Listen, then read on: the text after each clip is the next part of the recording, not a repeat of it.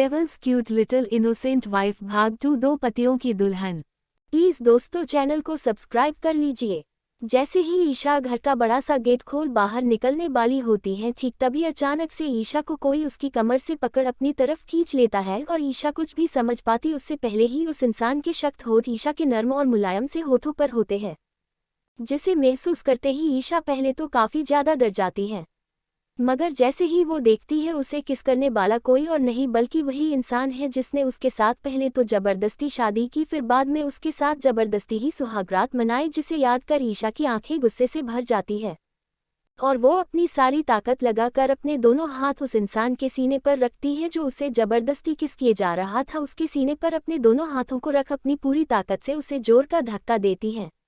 ईशा के इस तरह धक्का देने से व्यूहान जो उसे किस कर रहा था वो ईशा से थोड़ा दूर हो जाता है, मगर उसकी आंखें ईशा के ऐसे खुद से दूर करने के कारण गुस्से से लाल हो जाती हैं और हाथों की मुट्ठियां भींच जाती है। तो ईशा व्यूहान के दूर होते ही लंबी और गहरी सांसें लेने लगती है और अभी ईशा सांसें उसके काबू में आई भी नहीं थी कि उतने में ही व्यूहान पता नहीं कहाँ से आकर उसे अपने कंधे पर ऐसे उठा लेता है जैसे वो कोई बोरा हो और उसे वैसे ही लिए घर के अंदर जाने लगता है। यूहान के ऐसे उठा लेने के कारण ईशा काफी ज्यादा डर जाती है और वो यूहान पर चिल्लाते हुए बोली, छोड़ो मुझे, जाने दो, यहाँ से छोड़ो मुझे, कहाँ लेकर जा रहे हो, मुझे तुम्हारे साथ कहीं नहीं जाना है, न ही तुम लोगों के साथ रहना है, तुम दोनों इंसान नहीं डेविल हो, जंगली डेविल, और मुझे तुम जैसों के साथ बिल्कुल भी नहीं रहना है, छोड़ो मुझे, जाने दो, यहाँ से छोड़ो, जाने दो। बोलते हुए ही ईशा लगातार अपने हाथ पैर दोनों ही चलाए जा रही थी। तो ईशा की सारी बातों को सुनकर उन दोनों ही भाई को और भी ज्यादा गुस्सा आ जाता है और उसी गुस्से के चलते यूहान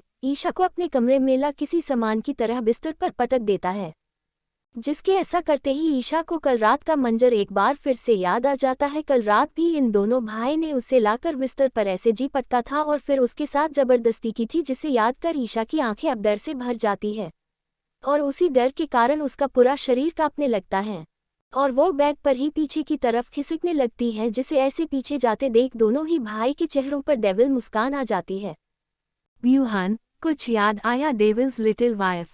क्वोट, यूहान डेविल मुस्कान लिए, कोई बात नहीं भाई, हम हैं ना हमारी इस प्यारी सी लिटिल वाइफ को सब याद दिलाने के लिए। मगर भाई तुम्हें नहीं लगता इस लड़की, रुक कर, नहीं हमारी बीबी ने यहाँ से भागकर जाने की कोशिश की, उसके लिए उसे सजा देना बनता है, और अगर आज हमने इसे इसकी गलती की सजा नहीं दी तो ये आगे भी ऐसी गलती करती रहेगी। व्यूहान अपनी शर्ट की बटन खोलते हुए, बिल्कुल सही कहा भाई, वैसे भी इसकी हिम्मत कैसे हुई मुझे खुद से दूर करने की और धक्का देने की, और उससे भी बड़ी बात हम दोनों को छोड़कर जाने की। ये हमें छोड़कर नहीं जा सकती है, ये हमारी क्यूट लिटिल वाइफ, मगर इसने यहाँ से भागने की कोशिश कर गलती की, इसके लिए तो सजा देना बनता ही है। इतना बोल यूहान अपने सारे कपड़े निकाल बेड पर चढ़ जाता है और यूहान भी अपने सारे कपड़ों को निकाल बेड पर चढ़ जाता है। जब ईशा उन दोनों भाई को ऐसे बिल्कुल बिना कपड़ों के अपने पास देखती है तो वापस से वो अंदर तक कांप जाती है और उसकी आंखों से काफी सारे आंसू किसी मोती की तरह बहने लगती हैं।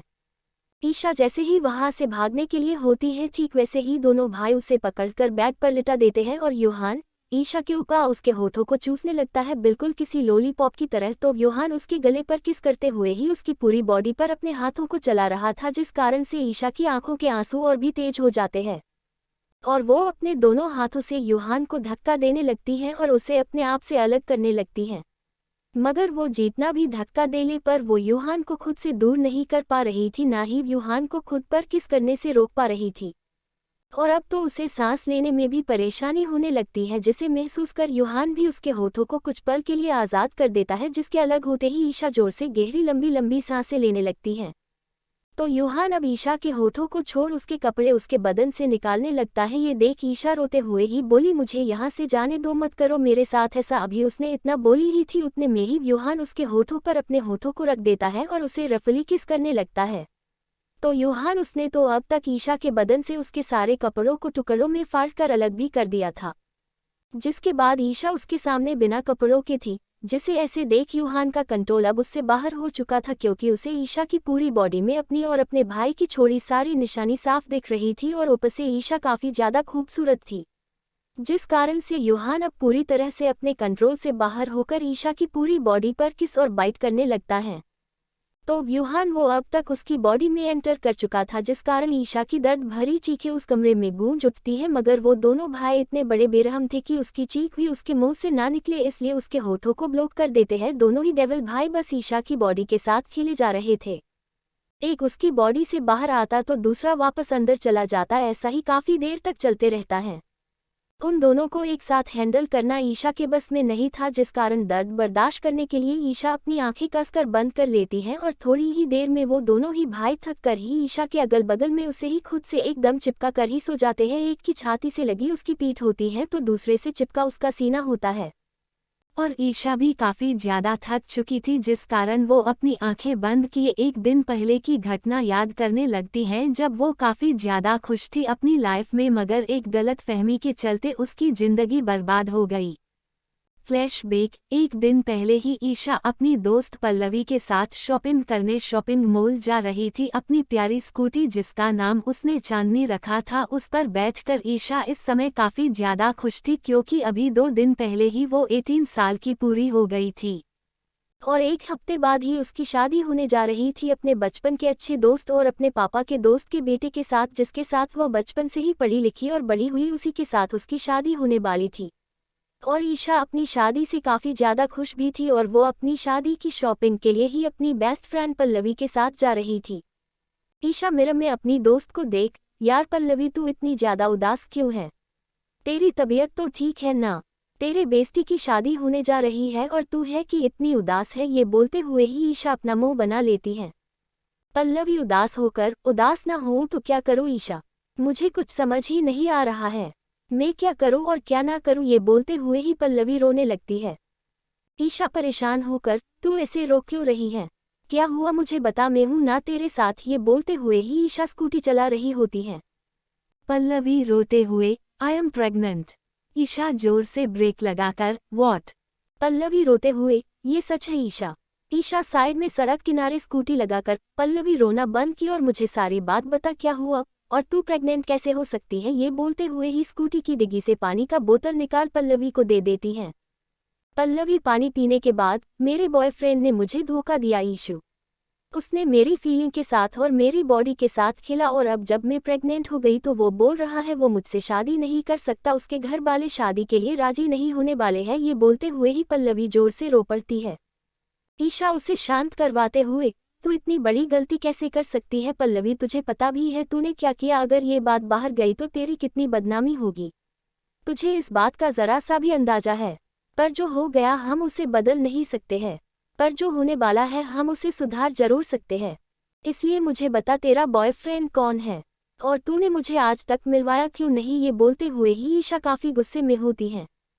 तो वही सड़क में काफ़ी ज़्यादा ट्रैफिक जाम हो गया था, जिस कारण ट्रैफिक में काफ़ी लंबी लाइन लग चुकी थी और 4 पहिए 2 पहिए सारे ही वाहन लाइन में लगे हुए थे। उसी भीड़ के बीच एक कार जो वहां पर मौजूद हर कार से काफ़ी ज़्यादा अलग थी, क्योंकि वो दुनिया की सबसे महंगी कार जो थी, ब्लैक कलर की रोल्स रॉयल, जिसकी कीमत 5 करोड़ से ऊपर ही होगी। उसी कार के अंदर ड्राइविंग सीट में एक लड़का जिसने ब्लैक कलर की शर्ट पहन रखी थी, आंखें एक नीली और नसीली, जिसे कोई भी लड़की एक बार देखे तो उन आंखों में ही डूब जाए। कार सीट पर बैठे होने के बाद भी हाइट का अंदाजा लगाया जा सकता था, 6 फीट लंबी हाइट और गोरा रंग, देखने में किसी हीरो की तरह, मगर उसके चेहरे पर एक अलग ही नूर था। वो लड़का कार में बैठा अब काफ़ी ज़्यादा फ्रस्ट्रेट हो चुका था, क्योंकि वो 15 मिनट से अपनी कार में बैठा ट्रैफिक क्लियर होने का इंतजार कर रहा था और बार बार अपनी घड़ी में समय देख रहा था। जब उस लड़के से और ज़्यादा बर्दाश्त नहीं होता तो वो अपनी कार से बाहर निकल जाता है और ट्रैफिक देखने लगता है जो अभी तक जाम था। तो इधर ईशा की बात सुन पल्लवी रोते हुए ही अपनी नज़रें उठाकर ईशा की तरफ देखती है, जो सड़क की तरफ पीठ किए खड़ी थी। जिसे देख पल्लवी जैसे ही उसे कुछ बोलने वाली होती है, उसकी नज़र सड़क पर खड़े एक लड़के पर पड़ती है, जिसे देख पल्लवी रोते हुए बोली, ईशु वो रहा वो लड़का ब्लैक शर्ट वाला, ये वही है जिसने मेरे जिस्म के साथ खेला और अब मुझसे शादी नहीं करना चाहता है। जैसे ही ईशा अपनी दोस्त की बात सुनती है वैसे ही उसे काफ़ी ज़्यादा गुस्सा आ जाता है और वो उसी गुस्से में बिना सोचे समझे ही सड़क की तरफ बढ़ जाती है और उस काले कपड़े पहने लड़के के पास जा उसे जोर का थप्पड़ मार देती है। ईशा बिना सोचे समझे ही उस आदमी के पास आ उसे एक जोर कर थप्पड़ लगा देती है। थप्पड़ की आवाज़ इतनी तेज थी कि आसपास मौजूद सारे ही लोगों के कानों में वह आवाज़ गूंज उठती है। तो ईशा ने जिस लड़के को थप्पड़ मारा था, ऐसे अचानक से आकर किसी लड़की के थप्पड़ मारने से वह लड़का गुस्से से एकदम आग बाबूला हो जाता है। तो आसपास मौजूद सारे ही लोग इस तमाशे को देख हैरान होकर और अपनी आंखें फाड़े अपने सामने के इस नज़ारे को देखने लगते हैं। तो वो लड़का काफ़ी ज़्यादा गुस्से में ईशा को देखने लगता है, जिसे ऐसे खुद को गुस्से में देखते हुए पाकर ईशा को भी गुस्सा आ जाता है और वो उसी गुस्से में उस लड़के की कॉलर अपने दोनों हाथों से पकड़ जोर से चिल्लाते हुए बोली, तुम खुद को समझते क्या हो? तुम्हें क्या लगता है लड़की तुम्हारे लिए कोई खिलौना है, जिसके साथ जब तुम्हारा मन करेगा तब तुम उसके साथ खेलोगे, और जब तुम्हारा मन भर जाएगा तुम उसे टिश्यू पेपर की तरह निकाल कर फेंक दोगे? नहीं, तुम ऐसा कुछ भी नहीं कर सकते हो। तुम्हें किसी भी लड़की की जिंदगी के साथ खेलने का कोई अधिकार नहीं है, क्योंकि लड़की खिलौना नहीं जिसके साथ जब तुम्हारा मन किया खेल लिया और जब मन किया फेंक दिया। तुम मेरी दोस्त को प्रेग्नेंट करने के बाद उसे छोड़ नहीं सकते हो, तुम्हें उससे शादी करनी होगी। सुना तुमने, तुम्हें मेरी दोस्त से शादी करनी ही होगी, तुम उसे प्रेग्नेंट करने के बाद छोड़ नहीं सकते हो।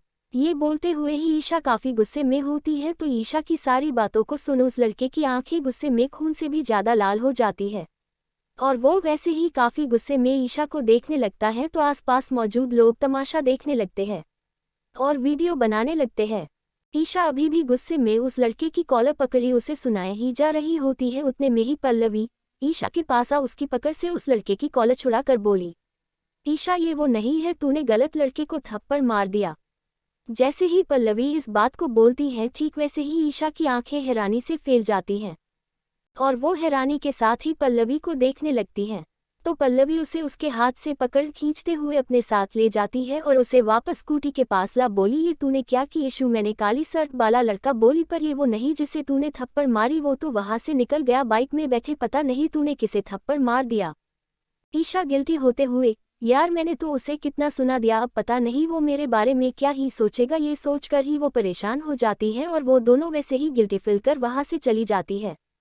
मगर वो लड़का वो काफ़ी ज़्यादा गुस्से में ही अपने गाल पर अपना एक हाथ रखे अपनी कार में बैठ निकल जाता है।